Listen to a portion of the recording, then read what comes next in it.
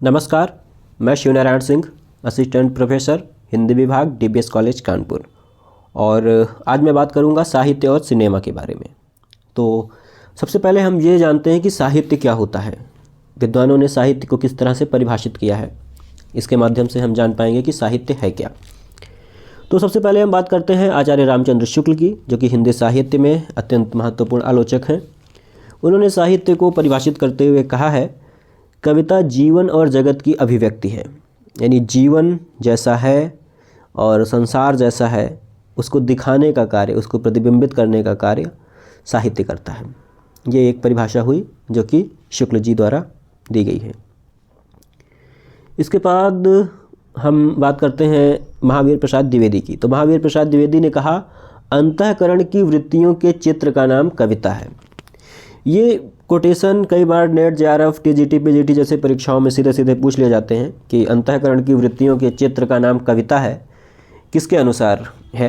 तो आचार्य महावीर प्रसाद द्विवेदी, जयशंकर प्रसाद, सुमित्रानंदन पंत, हजारी प्रसाद द्विवेदी, महावीर प्रसाद द्विवेदी। सही उत्तर हो जाएगा महावीर प्रसाद द्विवेदी।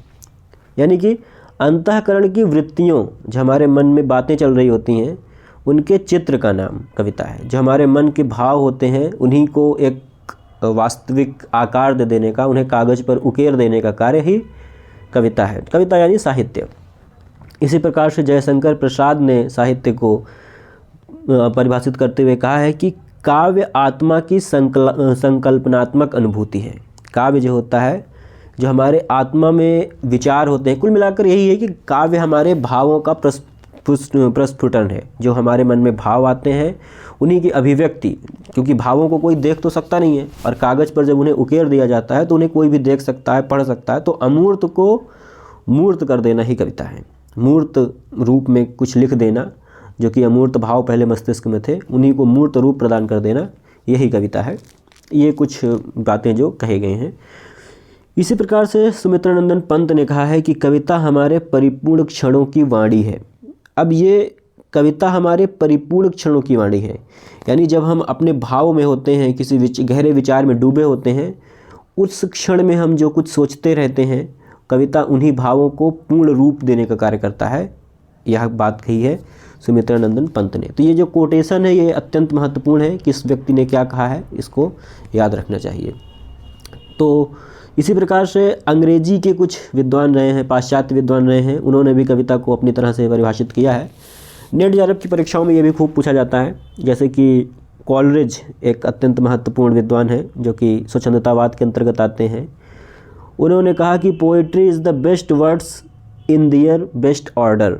यानी कि सर्वोत्तम शब्द अपने सर्वोत्तम क्रम में कविता होती है। तो सर्वोत्तम शब्द हों और उनका क्रम, ऑर्डर भी सर्वोत्तम हो, वही कविता कहलाता है। यानी कविता एक शिल्प का कार्य भी है। भाव तो है ही उसमें, लेकिन उसको शिल्प की दृष्टि से पहले तो वो शब्द, बेहतर से बेहतर शब्द चुने जाएं, और उन शब्दों को कहाँ रखा जाए, किस जगह पर वो रखे जाएं वाक्य में, कि वह उसका सबसे बेस्ट फॉर्म होगा, वही कविता है। तो सर्वोत्तम शब्द अपने सर्वोत्तम क्रम में कविता होती हैं। यह कॉलरिज की परिभाषा है, जो अत्यंत महत्वपूर्ण है। इसके पश्चात वर्ड्सवर्थ, जो कि इन्हीं के दोस्त थे, इन्हीं के साथ दोनों लोगों ने मिलकर के लिरिकल बैलेट्स नामक 1798 में एक बुक लिखी थी। तो अत्यंत पुस्तक महत्वपूर्ण रही है वो लिरिकल बैलेट्स। तो वर्ड्सवर्थ ने कहा कि poetry is spontaneous overflow of powerful feelings. यानी कि कविता प्रबल अनुभूतियों का सहज उद्रेक है, या कविता हमारे भावों का सहज उच्छलन है। जब भाव इतने अधिक हो जाते हैं कि वो बाहर निकल पड़ते हैं, कविता वही है। ये बात कही है वर्ड्सवर्थ ने। तो ये सब साहित्य के बारे में परिभाषाएं हैं कि साहित्य को किसने किस तरह से परिभाषित किया है। मैथ्यू अर्नोल्ड ने एक बहुत महत्वपूर्ण बात कही कि poetry is at bottom a criticism of life. यानी कि कविता मूल रूप में जीवन की आलोचना है। ये बात कई बार नेट की परीक्षा में पूछा गया है कि किसने कही है। तो दरअसल ये बात मैथ्यू अर्नोल्ड ने कही है कि कविता मूल रूप में जीवन की आलोचना है। और ऐसा भी है कि प्रेमचंद ने भी ठीक ऐसी बात कही है।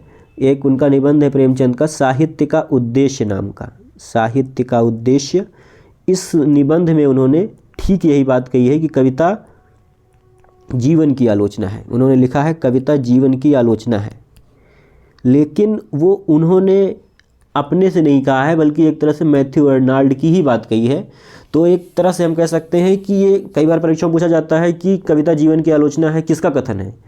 तो अगर वहाँ पर प्रेमचंद भी है और मैथ्यू अर्नाल्ड भी है, तो हमें मैथ्यू अर्नाल्ड में ही टिक लगाना है, प्रेमचंद में नहीं लगाना है। और अगर प्रेमचंद है, मैथ्यू अर्नाल्ड नहीं है, तो फिर हम प्रेमचंद के साथ जा सकते हैं। तो ये बातें तो हुई कि किस तरह से किसने परिभाषित किया है साहित्य को। आगे हम बात करते हैं कि साहित्य के तत्व क्या हैं, साहित्य किसे कहना चाहिए, साहित्य किसे कहें किसे ना कहें। तो साहित्य के मूल रूप से 4 तत्व माने जाते हैं। जो विद्वान हैं उन्होंने 4 तत्वों में साहित्य को विभाजित किया है। पहला तत्व है भाव, भाव यानी अनुभूति, किसी विचार का दिमाग में आना। दूसरा है कल्पना, यानी कोई एक विचार मन में आया और उस विचार में ढेर सारे पंख लगा देना, यही होता है कल्पना। और फिर बुद्धि, बुद्धि से तात्पर्य है कि उस कल्पना को एक तरह से विश्लेषित करना कि क्या ये सत्य के निकट भी है कि नहीं, क्या इसमें कुछ सत्यता है या बिल्कुल ये असत्य पहुंच गया है। क्योंकि कल्पना तो कई बार काल्पनिक भी इतनी काल्पनिक हो सकती है कि वो असत्य जान पड़े और प्रामाणिक भी ना जान पड़े। तो प्रामाणिकता लाती है साहित्य में बुद्धि, जबकि कल्पना उसको नए नए ढंग से समझने की दृष्टि प्रदान करती है।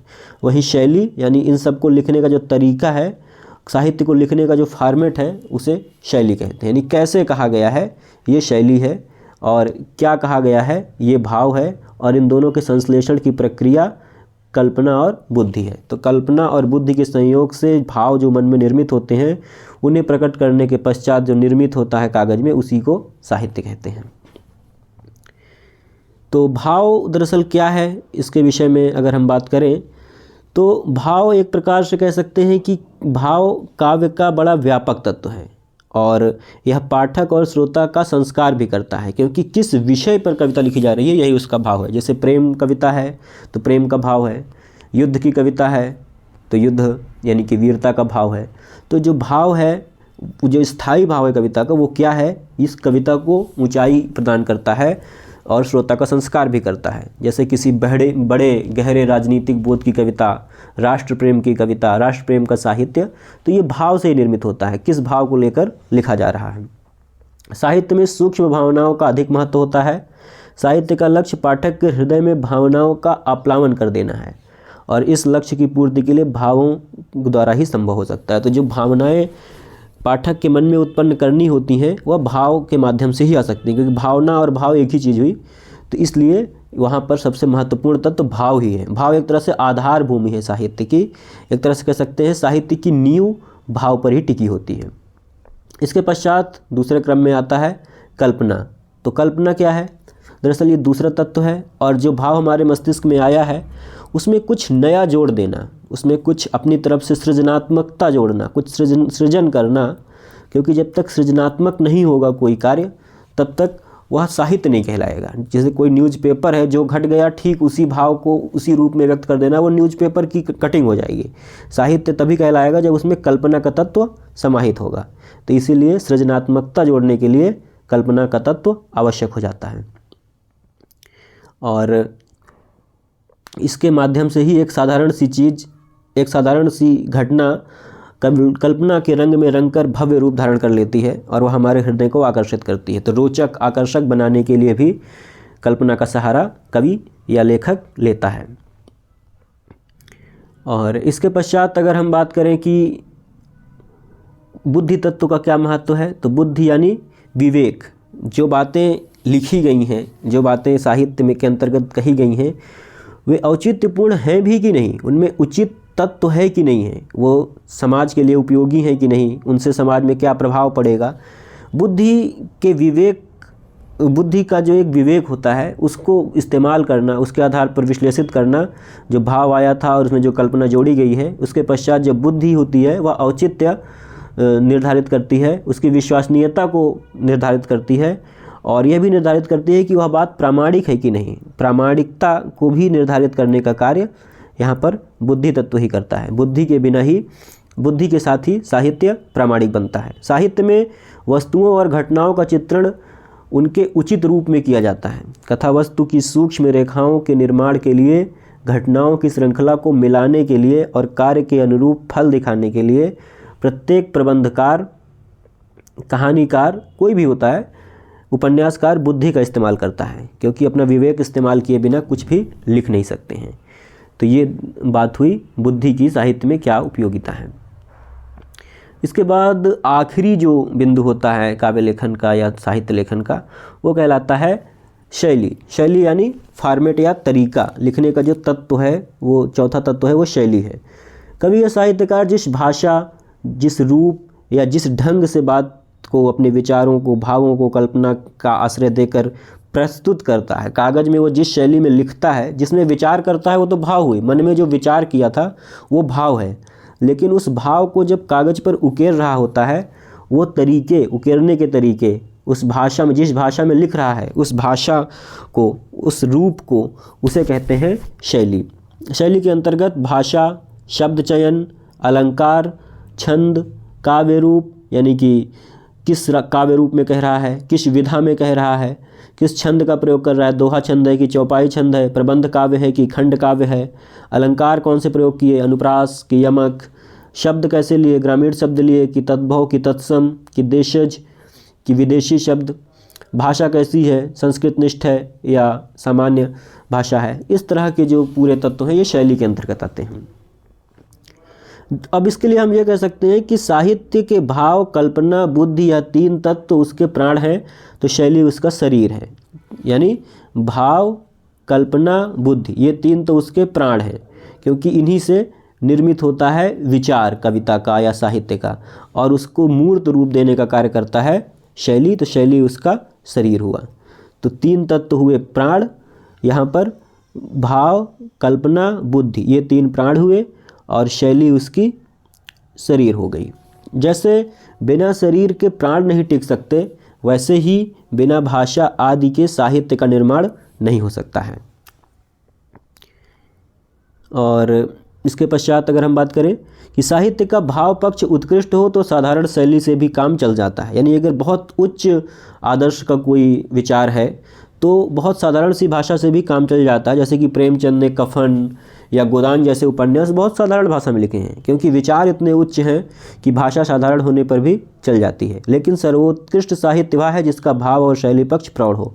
लेकिन जब दोनों पक्ष मिल जाते हैं तब साहित्य अमर हो जाता है, क्योंकि साहित्य में भाषा का भी महत्व है। जैसे गांव की अगर कोई शैली, गांव की कोई बात कही जा रही है तो गांव की भाषा पर पकड़ होनी चाहिए। जैसे प्रेमचंद हैं, जब गांव की बात लिख रहे हैं गोदान में तो बिल्कुल गांव की भाषा का इस्तेमाल कर रहे हैं। उसी प्रकार जब जयशंकर प्रसाद किसी ऐतिहासिक पात्र की बात कर रहे हैं चंद्रगुप्त नाटक में या फिर ध्रुव स्वामिनी नाटक में, तो उसी कालखंड में जब संस्कृत निष्ठ भाषा चलती थी उस तरह के बड़े बड़े संस्कृत निष्ठ वाक्य इस्तेमाल करते हैं। इसी कारण से साहित्य प्रौढ़ होता है, बड़ा कहलाता है कि जब जैसा कंटेंट हो, जैसी विषय वस्तु हो, उसी के अनुरूप भाषा का भी इस्तेमाल करते हैं। इसी तरह से साहित्य बड़ा होता है।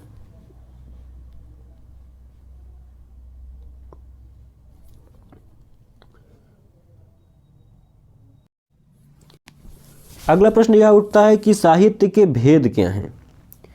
तो दरअसल जो साहित्य के भेद की अगर बात किया जाए, साहित्य कितने भागों में विभाजित है, तो साहित्य के भेद हम मोटे तौर पर दो रूप में कर सकते हैं, पद्य तथा गद्य।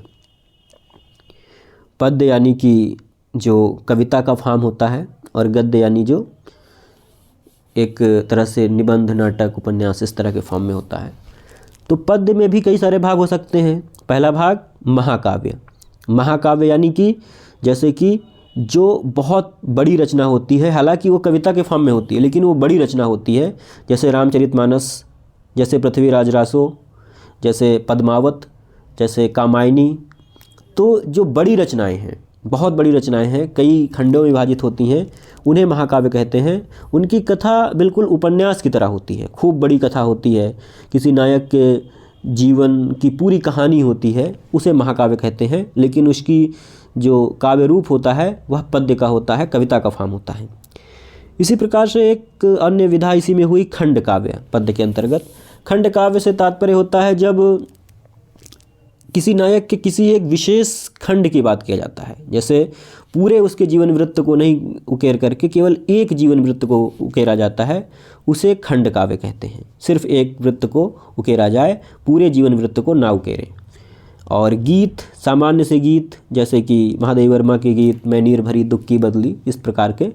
कविता कुछ भी हो सकती है जैसे कि नदी के धूप कविता, या निराला की भिक्षुक कविता, वह तोड़ती पत्थर कविता, ये सारी कविताएं हैं। पद जैसे कि सूरदास के पद, प्रभु जी मेरो अवगुण चित न धरो, या फिर सूरदास के पद मैया कभी बढ़ेगी चोटी। तो ये कविता के बहुत सारे रूप हैं जो पद्य के अंतर्गत, साहित्य के भेद पद्य के अंतर्गत समाहित होते हैं। इसके बाद जो दूसरा इसमें विवेचन है वो है गद्य, इसका भाग है। गद्य के अंतर्गत बहुत सारे भाग आते हैं जैसे कि उपन्यास, कहानी, नाटक, निबंध, आलोचना, जीवनी, संस्मरण, साक्षात्कार, रिपोर्टाज। उपन्यास यानी ये बिल्कुल महाकाव्य ही की तरह होता है, लेकिन ये पद्य में होता है और ये गद्य में होता है, यही फ़र्क है दोनों में। पूरे जीवन की कथा महाकाव्य भी होता है, पूरे जीवन की कथा उपन्यास भी होती है। कहानी एक निश्चित विषय को दिखाने के लिए होती है, एक निश्चित घटना को लिए होता है, बहुत विस्तृत जीवन का नहीं होता है, जीवन का कोई एक अंग दिखाता है। उपन्यास जीवन के सभी अंगों को दिखाता है, कहानी जीवन के किसी एक अंग को दिखाती है, एक अंग को प्रकट करती है। नाटक वैसा ही है जैसे कि उपन्यास है, या फिर इसमें अंतर सिर्फ इतना सा है कि नाटक अभिनय के चलते होता है, नाटक में अभिनय किया जाता है, जबकि उपन्यास में अभिनय नहीं होता है। नाटक पाठ्य नहीं होते हैं बल्कि अभिनय होते हैं, नाटक अभिनय के लिए लिखे जाते हैं। निबंध किसी विचार को उसी रूप में प्रकट कर देना बिना किसी आवरण के, वह निबंध कहलाता है। इसमें लेखक के पास बहुत कुछ कहने के लिए छूट होती है, क्योंकि उसे किसी प्रकार के पात्र का आवरण नहीं लेना पड़ता है। आलोचना होता है जो कुछ लिखा गया है, उपन्यास, कहानी, नाटक, निबंध, इन सब, जीवनी, संस्मरण, इन सब में ये कैसा है, ये अच्छा है कि बुरा है, इसकी विवेचना करना, इसके गुण दोषों का अध्ययन करना ही आलोचना कहलाता है। जीवनी जब किसी बड़े पुरुष की जीवनचर्या लिखी जाती है उसे जीवनी कहते हैं। किसी अन्य व्यक्ति द्वारा, किसी जैसे गांधी जी की जीवन के बारे में गांधी जी नहीं लिखकर कोई अन्य व्यक्ति लिखता है तो वह जीवनी कहलाएगी, और जब गांधी जी खुद अपने जीवन के बारे में लिखेंगे तो वह आत्मकथा कहलाएगी। संस्मरण किसी पुरानी घटना को याद करके उसके बारे में लेखक जब लिखता है, पूरी जीवन की वृत्त नहीं, सिर्फ एक कोई अंक याद कर लेता है, एक जीवन का कोई दृश्य याद आता है उसे और उसे लिख देता है, उसे संस्मरण कहते हैं। वही साक्षात्कार, जब किसी बड़े विद्वान व्यक्ति के जीवन की घटनाओं को उससे पूछ करके उसका इंटरव्यू लिया जाता है, उसी को साक्षात्कार कहते हैं। और रिपोर्टाज दरअसल होता है जब किसी घटना को एक रिपोर्ट तैयार कर दी जाती है, एक रिपोर्ट की तरह उसका ब्यौरा दिया जाता है, उसे रिपोर्टाज कहते हैं। तो ये साहित्य के विभिन्न भेद थे, और साहित्य के विषय में विद्वानों ने क्या कहा है इसके बारे में इस कक्षा में बात की गई है।